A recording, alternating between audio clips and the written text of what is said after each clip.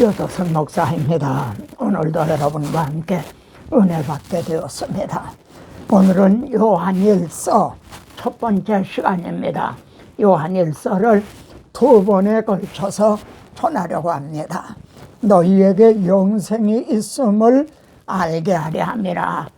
여러분에게 영생이 있다, 이걸 확신시키려고 한다는 겁니다. 사도 요한은 요한복음을 먼저 기록을 했죠. 그러면은 요한복음의 기록 목적은 두 가지로 나타납니다.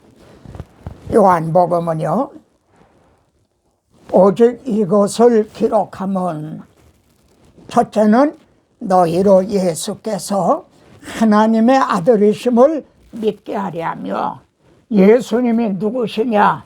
하나님의 아들 그리스도시라는 거죠. 두 번째는 또 너희로 믿고 그 이름을 힘입어.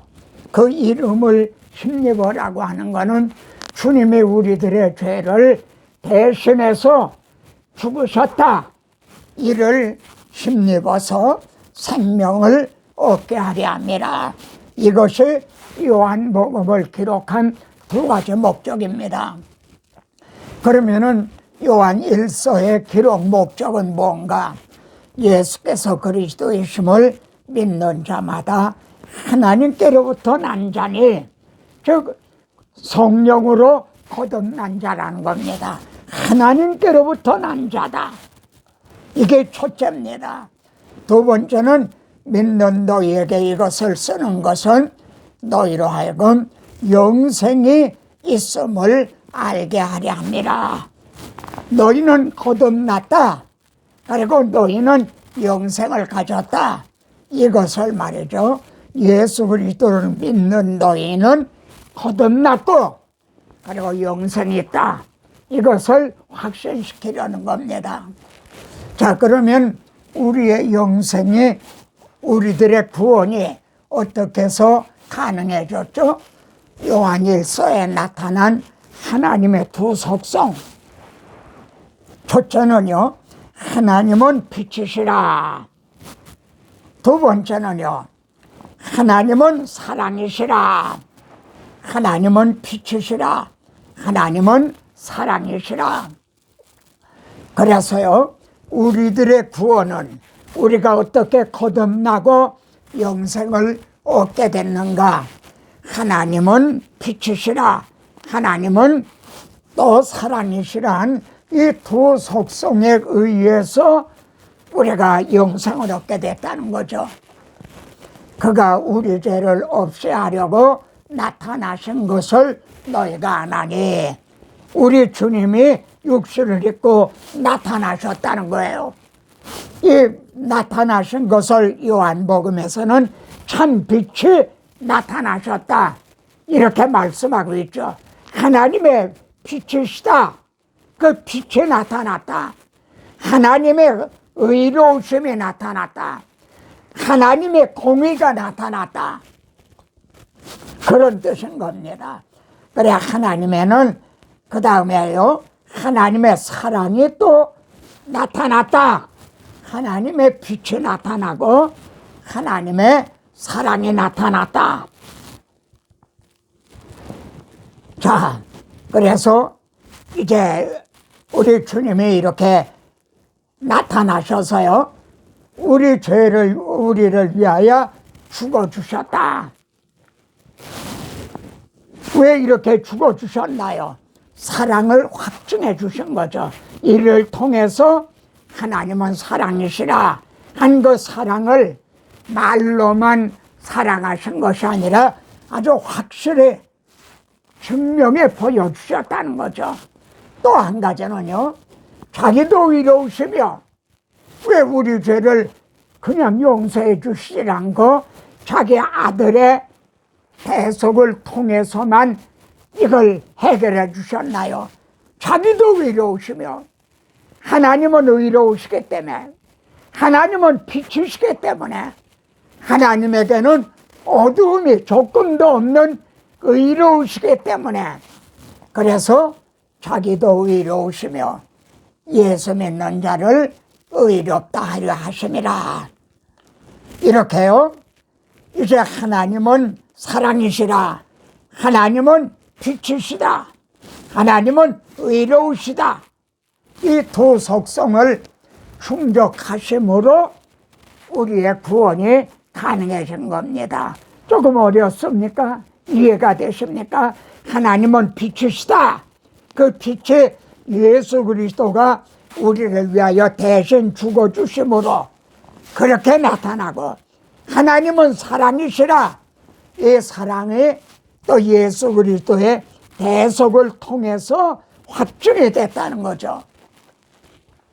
자, 그래서요, 요한일서를 이해하기 위해서는 핵심 단어를 파악하는 게 지름길입니다.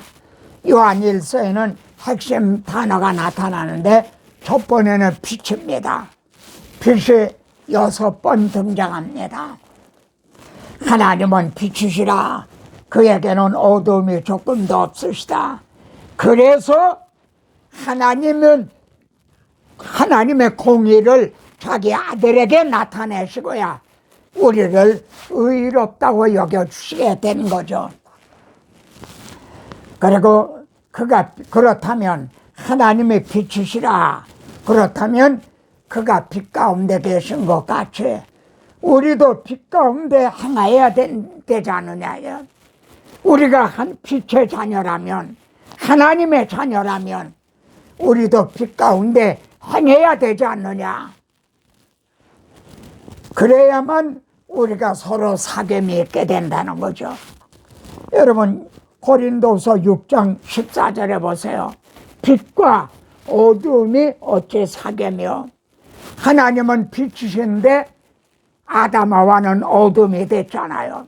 그래서 빛 앞에서 어두움은 추방을 당할 수밖에 없었죠.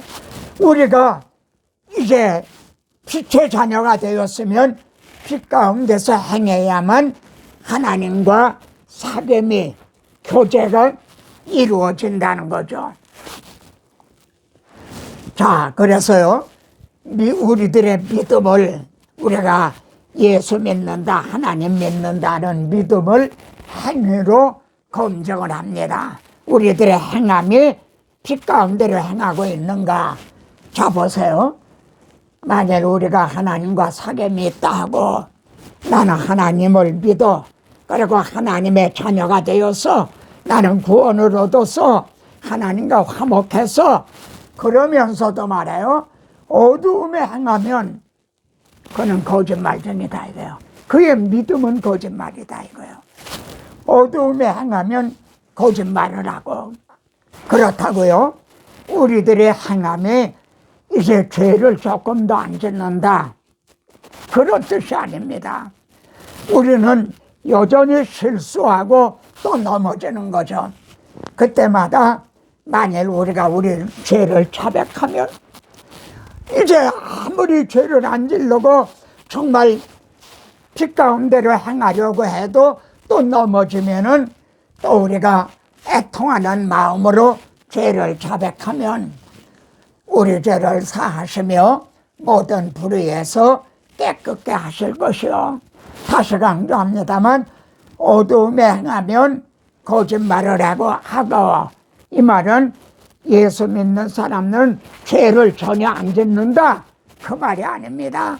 정말 의로운 삶을 살려고 하지만 넘어지고 또 실수하면은 우리 죄를 자복을 한다 이거야. 그러면은 하나님이 또 우리를 모든 불의에서 깨끗게 해주신다. 자, 두 번째는요, 사랑이라는 말이 요한일서의 전체에는요 한 50번 정도나 등장합니다. 그래서 사도 요한을 사랑의 사도라고 그러죠. 그가 우리를 위하여 목숨을 버리셨으니 이로써 사랑을 알고, 아, 사랑은 말과 입으로만 하는 게 아니라 목숨을 버려주셨다 이거야. 그래서 사랑을 알고, 그래서 이걸 믿는다 하면 어떻게 해야 되죠? 사랑하는 자들아, 하나님이 이같이 우리를 사랑하셨으니, 우리가 이 사랑을 입었으니, 우리가 이 사랑을 믿는다. 그러면은 우리도 서로 사랑하는 것이 마땅하도다. 하나님은 사랑이시라. 그러면 하나님의 자녀된 우리도 서로 사랑하는 것이 마땅하도다. 그래서 우리들의 믿음을요, 사랑으로 검증을 합니다. 그 사람의 믿음이 진짜냐 거짓말이냐. 누구든지 하나님을 사랑하느라 하고 그 형제를 미워하면 그의 사랑, 하나님을 믿는다는 그건 거짓말하는 자다. 그의 믿음은 거짓말이다. 그래서 보는 바 그 형제를 사랑하지 못하면서, 형제는 보지 않아요. 그런데 보지 못하는 바 하나님을 사랑할 수 없나니라. 여러분 질문합니다. 하나님 사랑하는 거하고 형제 사랑하는 거하고 어느 게 더 쉽습니까? 어느 게 더 어렵습니까? 하나님 사랑하는 게 쉬워요. 왜요? 그건 말로만 하면 되니까요. 하나님 사랑합니다, 사랑합니다, 말로만 하면 되는 거아니요. 그런데 형제를 사랑하면요, 헐벗는 형제를 보면서 사랑한다 하면은 그게 행함에 따라야 돼요. 내 옷을 벗어주는 말이죠. 행함에 따라. 그래서 어려운 거예요. 그래서 보는 바 형제를 사랑하지 못하면서 하나님 사랑합니다 해봐야 그건 거짓말이다. 믿음을, 우리들의 믿음을 사랑으로 검증을 하는 겁니다. 또 요한 1서에는요, 태어난 자라는 말이 5번이나 강조하고 있습니다. 여러분, 교란에서 지금 병아리가 태어나고 있죠. 하나님께로부터 난 자마다. 이게 사람으로 태어난 게 아니라 사람, 이제 하나님께로 난 자는 성령으로, 복음으로 거듭났다는 걸 말씀합니다. 죄를 짓지 아니하나니 하나님의 씨가 그의 속에 거하며, 여기에 죄를 짓지 아니하나니 하는 것도 죄를 전혀 실수하지 않는다, 그 말이 아닙니다. 죄를 안 지르고 사모하는 그런 마음이 있다는 거죠. 왜냐하면 그 속에 하나님의 씨가 있기 때문에, 거듭났기 때문에요. 그래서 죄를 지면 이 성령이 괴로워하시는 거예요. 내 안에 있는 성령이 근심하시는 거예요. 자, 그래서요, 무릇 하나님께로부터 난 자마다, 세상을 이긴 아니라 하나님의 낫다는 거, 성령으로 거듭난 자는 세상을 이긴다는 거예요. 세상에 의해 지배를 받는 게 아니라 세상을 이긴다. 세상을 이기는 승리는 이것이니 우리의 믿음이다.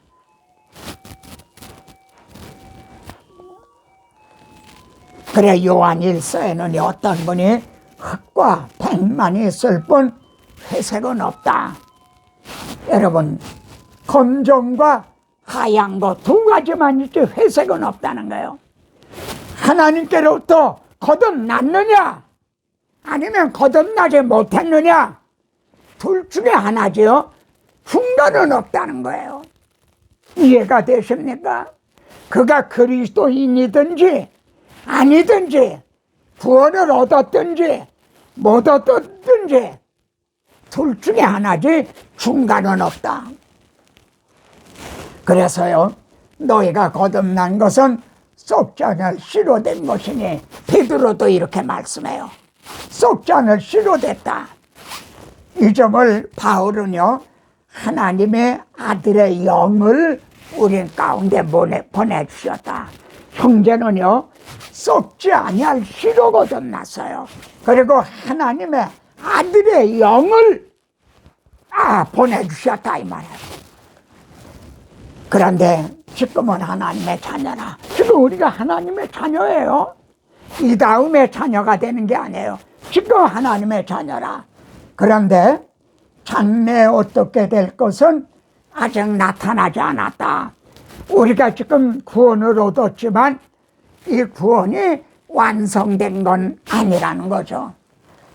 그가 나타나시면, 즉 주님이 재림하시면 우리가 그와 같을 줄 아는 것은 그때 가서야 우리의 구원도 완성이 된다는 거죠. 우리도 영화가 된다는 거죠. 자, 보세요. 예수를 죽은 자 가운데 살리신 이의 영이 너희 안에 거하시면, 너희 안에 거하시는 그 영으로 씨로 말미암아 너의 죽을 몸도 살리시리라. 씨가 있는 결안에서만 병아리가 돼 나오잖아요. 그러므로 썩지 않을 씨로 거듭난 자만이 우리 주님과 같이 영화가 된다는 거예요. 아무나 다 영화가 되는 게 아니라 영이 너희 안에 거하시면. 자, 또 요한일서에는요, 영생, 생명이 19번이나 강조가 되어 있습니다. 하나님의 약속하신 것은 영원한 생명이니라. 우리에게 영생을 주셨는데 이 생명이 아들 안에 있다.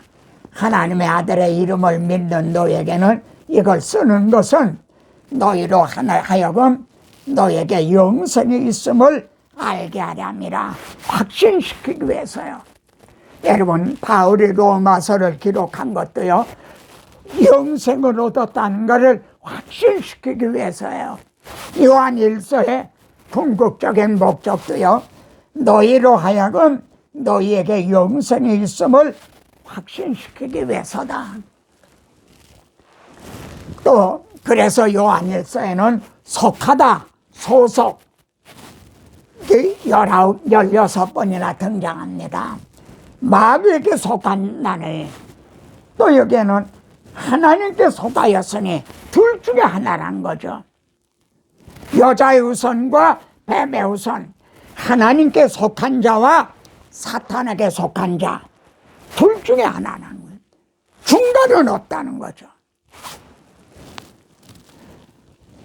그래, 여기 그리심산과 에발산이 있었잖아요. 그리심산에서는 저주를 이제 축복을 바라고, 에발산에서는 저주를 바라고, 우리는 복 안에 있든지 저주 아래 있든지 둘 중에 하나인 거죠.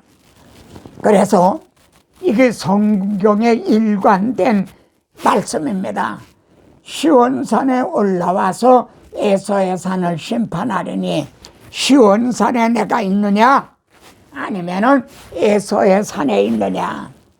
그래서 하나님의 자녀들과 마귀의 자녀들이 나타나나니, 요한일서에는 흑과 백 둘 중에 하나라는 거죠. 참 그래, 요한일서는 우리들의 가슴을 찌르는 그런 말씀들이 많아요. 자, 요한일서에서 적그리스도의 경계가 4번이나 등장합니다. 아이들아, 지금은 마지막 때라. 적그리스도가 우리를 한 말 너희가 들은 것 같이 지금도 많은 적그리스도가 일어난다니, 여러분, 적그리스도가 주님 재림하시기 직전에만 나타나는 게 아닙니다. 어느 시대에나 지금도 적그리스도가 있는 거예요. 예수 그리스도께서 육체로 오신 것을 시인하는 자는 하나님께 속한 것이고, 예수가 그리스도가 육체로 오신 것을 부인하는 자가 이게 적그리스도의 영이다, 이렇게 말합니다. 그러면요, 그리스도께서 육체로 오신 것을 부인하면 어떻게 되죠? 영지주의자들은 그리스도가 육체를 입고 오시지 않았다, 이걸 부인을 했어요. 그러면 어떻게 되죠? 자, 보세요. 우리가 아직 죄인 됐을 때 그리스도께서 우리를 위하여 죽으심으로, 그의 아들의 죽으심으로 내 죄를 위해 대신 죽어주셨다, 이게 부인하게 되는 거죠. 그리고요, 우리 주님은 자기 목숨을 대속제물로 주려 함이라. 그런데 주님이 육신을 입고 오셨다는 걸 부인하게 되면 대속제물을 부인하는 게 되는 거죠. 내 죄를 위해 대신 죽으셨다는 걸 부인하는 게 되죠. 그래서 적그리스도의 영이라고 하는 거예요. 이해가 되십니까? 오늘날도요, 예수님이 하나님의 아들이라는 걸 부인하는 자들이 있어요. 예수님이 우리들의 대속제물이 되셨다는 걸 부인하는 자들이 있어요. 그런 사람들이 교회 밖에 있는 게 아니라 교회 안에 있어요. 신학자들 중에 있어요. 신학교 교수들 중에 있어요. 사도는요, 아이들아, 아비들아, 청년들아 그럽니다. 이게 무슨 뜻일까요?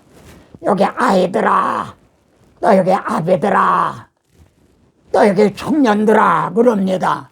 교회 안에는 이렇게 여러 계층이 있는 건 사실이죠. 그러면은 이게 육적인 얘기일까요? 여기 보면요, 청년들아, 너희가 강하고 하나님의 말씀이 너희 안에 거하시며 너희가 흉악한 자를 이겼습니다. 아, 이걸 통해서 이게 영적인 언급이구나 하는 걸 깨닫게 되죠. 청년들은 다 하나님의 말씀이 그 안에 있고 흉악한 자를 이기는 건가요? 아니죠. 성령의 검. 그러니까 우리 하나님의 말씀한 대로요, 20세 이상으로 싸움에 나갈 많은 자, 이 청년들, 이 영적인 이들이 강하고 이들이 성령의 검, 하나님의 말씀으로 천신갑주로 무장한 자들이죠. 그래서 너희가 흉악한 자를 이겼습니다. 여기서 두 가지를 생각해야 됩니다. 나 자신이 정말 이런 청년들인가? 두 번째는 내가 섬기는 교회 청년들아 하는 20세 이상으로 싸움에 나갈 만한 자가 몇 명이나 되는가? 나는 몇 명이나 그들을 훈련을 시켜서 세웠는가? 이걸 생각하게 됩니다. 요한 1서에도요, 복음서의 두 주제를 기억하십니까? 너희는 나를 누구라고 하느냐? 그분이 우리를 위해 뭘 행해 주셨느냐? 요한 1서에도요, 태초부터 있는 생명의 말씀에 관하여는 우리 주님은 창세 전부터 하나님과 함께 계셨던 분이에요. 그날 아버지와 함께 계시다가 우리에게 나타나신 바 되었으니 우리 예수님은 이러한 분이세요. 그런데 그분이 우리를 위해 뭘 해주셨죠? 화목제물이 되주셨어요. 우리 죄를 속하기 위하여 화목제물로 그 아들을 보내셨습니다. 왜 화목제물이 필요하게 됐죠? 너희 죄가 너희와 하나님 사이를 갈라놓았다. 그래서 화목제물이 필요하게 된 거죠. 자, 화목제물의 부속사적인 의미를 알기 위해서는 어떻게 해야 되죠? 레위기로 가봐야 돼요. 레위기에는요, 화목제물의 규례는 이러하니라. 화목제물이 30번 등장해요. 자, 수염소 하나로 속죄제를 드리며 1년 된 어린 수양 2마리를 화목제물로 드릴 것이요. 아, 우리 주님의 십자가는요, 속죄제와 화목제물의 뜻이 있는 거예요. 속죄제는 우리 죄를 이제 대속해 주신 거예요. 화목제물은 그래서 우리 죄만 해결해 주신 게 아니라 하나님과 화목하게 해 주신 거예요. 하나님과 이제 끊어졌던 것이 하나님과의 관계가 회복이 된 거예요. 그래서 여러분, 화목제물은요, 잔치예요. 그래, 여러분, 속죄제에는요, 한 마리면 돼요. 하나, 제물이 하나예요. 그런데 화목제물에는 2마리야. 2마리. 잔치를 하려면은 고기가 여러 사람이 먹으려니까 그래서 2마리예요. 속죄제에는요, 가난한 사람은 비둘기로도 속죄제를 드려요. 근데 화목제물에는 비둘기로 안 돼요. 비둘기 1마리 가지고 어떻게 여러 사람이 나눠 먹나요? 이해가 되십니까? 우리 주님의 십자가에 속죄제와 화목제물의 뜻이 있다는 것. 그래서요, 이렇게 하나님과 사이가 끊어졌던 게 우리 주님이 내가 길이다. 그래서 화목제물이 되주셨죠. 우리의 사귐은 아버지와 예수 그리스도와 더불어 누립니다. 하나님과 화평을 누리자. 여러분, 이 점을 좀 명심하시다. 누림이라. 누리자. 요즘 정치인들이요, 누림이라는 말을 자주 해요. 온 국민이 누리게 하기 위해서요. 지금 어려움을 당하는 소상공인들이 다 함께 누리게 하기 위해서 이런 정책을 쓴다. 그런 말을 해요. 온 국민이 누리게 하기 위해서요. 그런단 말이에요. 그런데 하나님의 아들이 속죄제를, 나를 위해 속죄제와 화목제물이 되주셨는데 왜 이걸 우리가 누리지를 못하고 있단 말입니까? 형제는 이걸 누리고 있습니까? 이제 더불어 누림이라. 하나님과 화평을 누리자. 그래서요, 여러분, 예배라는 말이 헬라어로는 프로스케네오예요. 프로스케네오. 이건 입맞추다. 그리고 워십이라는, 영어로 워십이라는 거 열렬한 사랑이에요. 여러분, 예배는 축제예요. 예배는 잔치인 거예요. 화목제물인 거예요. 이해가 되십니까? 오늘 이후로는 누리십시다. 손뼉을 치고 싶소. 찬송을 부르며 큰 소리 외쳐 아멘 아멘. 영광 속에서 기뻐 뛰놀며 난 화목했네. 화목을 누리십시다. 이와 같은 때엔 난 찬양하네. 사랑을 찬양하네. 주님께. 이와 같은 때엔 손 높이 드네. 손 높이 드네. 주님께. 주님 사랑해요. 할렐루야. 할렐루야. 주님 사랑해요. 아멘.